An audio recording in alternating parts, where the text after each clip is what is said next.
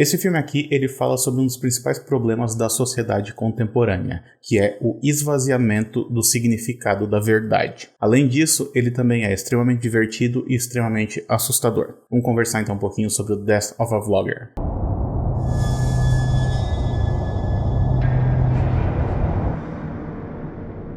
Olá pessoal, sejam muito bem-vindos a mais um vídeo aqui do canal 7marte. Eu sou o Daniel e no vídeo de hoje eu quero conversar um pouquinho com vocês sobre o filme Death of a Vlogger. Esse é um filme de terror britânico de 2019, escrito, dirigido e estrelado pelo Graham Hughes. O filme ele foi rodado no formato de mockumentary, ou falso documentário, e acompanha a vida do Graham, que é um sujeito que está tentando ficar famoso na internet. Para isso, então, ele faz alguns vídeos engraçadinhos e faz também alguns daqueles desafios que de vez em quando aparecem aqui pelo YouTube.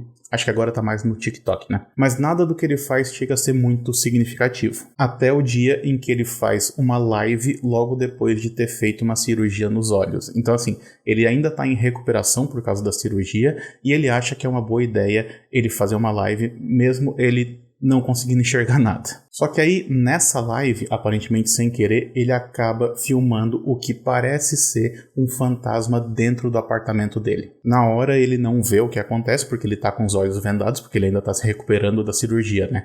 Só que a câmera parece que capta um vulto lá dentro. Esse vídeo acabou viralizando e ele acabou ganhando um pouquinho de notoriedade por causa disso. Só que ele tá morrendo de medo do fantasma que tinha no apartamento dele. Então ele sai do apartamento, vai morar com uma amiga por um tempo, até que, eventualmente, a amiga convence ele a voltar para casa e filmar tudo que tá acontecendo, né? Porque vai que eles conseguem captar de novo aquela presença. E, de novo, algo muito estranho acontece lá dentro. O que leva ele, então, a querer investigar um pouco mais a respeito desse fantasma que parece morar no apartamento dele. Para isso, ele acaba fazendo uma parceria com um cara que é tipo um caça-fantasmas da internet, assim, que é um cara bem bizarro, bem estranho mesmo, que tá o tempo todo tipo falando sobre a quantidade de inscritos que ele tem no YouTube, a quantidade de seguidores que ele tem no Instagram e esse tipo de coisa. Ele e o tal do caça-fantasmas então começam a fazer vários vídeos dentro do apartamento com o intuito de tentar de fato comprovar que existe um fantasma que mora lá. Em certo ponto eles chegam até a fazer uma sessão espírita para conversar com o fantasma, o que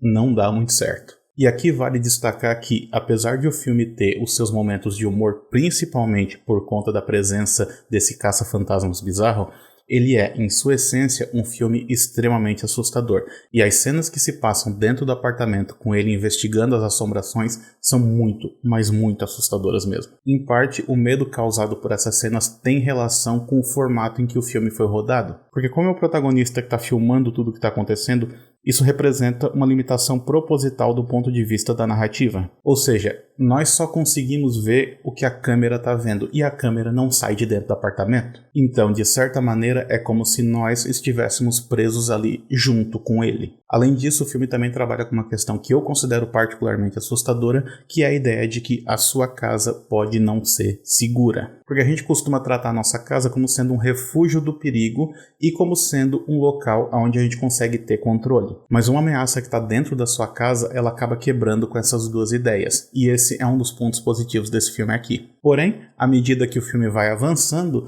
alguém começa a investigar os vídeos do Graham e descobre que, na verdade, eles foram forjados. Que é tudo mentira. Até a tal live que ele fez lá enquanto ele não estava enxergando nada foi planejada e filmada com antecedência. Ou seja, não era ao vivo e não era real. E também não tinha nenhum fantasma assombrando ele. Ele mentiu para ganhar notoriedade.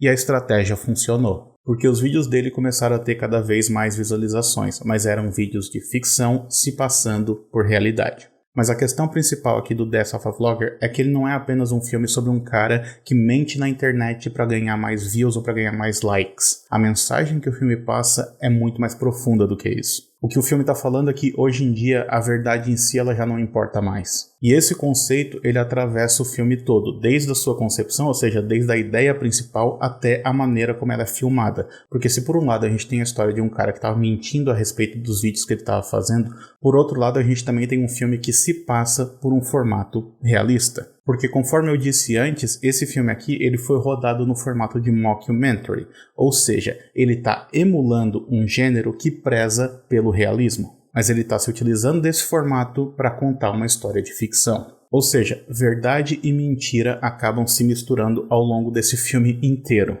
E isso fica ainda mais evidente à medida que o filme vai avançando. Mas aí, para poder falar sobre isso, eu vou ter que falar um pouco sobre o final do filme. Então fica aqui o aviso de spoilers. Porque em certo momento da narrativa, o Graham então resolve fazer um vídeo pedindo desculpas por ter mentido antes. A questão é que, durante esse vídeo de desculpas, novas supostas evidências do sobrenatural começam a acontecer de novo. Tem um quadro que se mexe sozinho, tem um vulto que aparece em certo momento. Só que isso acontece enquanto ele está pedindo desculpa por ter mentido a respeito de ter um fantasma na casa dele.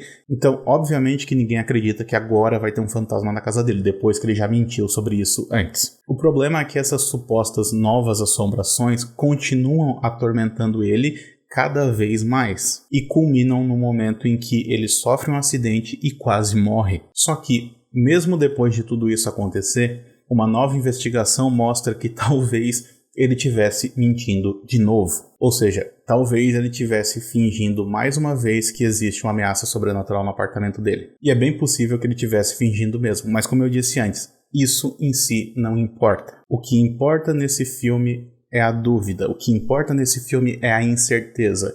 Cada um acredita no que quiser. E com isso o filme acaba dialogando muito precisamente com aquele conceito de pós-verdade. Pós-verdade ela é um conceito que já existe há bastante tempo, mas que ela voltou à tona em 2016, quando o dicionário de Oxford elegeu ela como sendo a palavra, a expressão do ano, né?